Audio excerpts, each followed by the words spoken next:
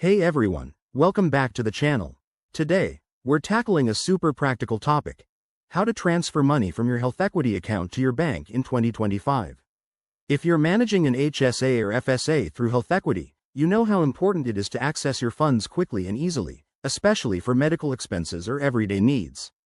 Don't worry, I'll walk you through this step by step, so you can do it yourself in no time.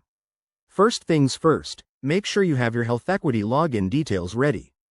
Head over to the HealthEquity website or open their mobile app. Once you're logged in, you'll land on your dashboard. Look for the Accounts or Transfers section.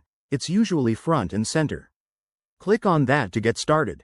Now, if you haven't linked your bank account yet, that's your next step. Go to the Bank Accounts or Payment Methods tab. You'll need to enter your bank's routing number and your account number. HealthEquity might send a small verification deposit to confirm everything, so keep an eye on your bank statements for that. Once your bank is linked and verified, navigate back to the Transfers area. Select the amount you want to transfer. Be mindful of any HSA rules, like ensuring the withdrawal is for qualified medical expenses to avoid taxes or penalties. Double-check the details, then hit Confirm or Submit.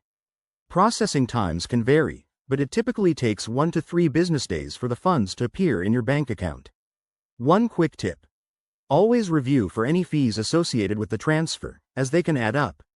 And if you're in 2025, remember that regulations might have updated, so check HealthEquity's latest guidelines.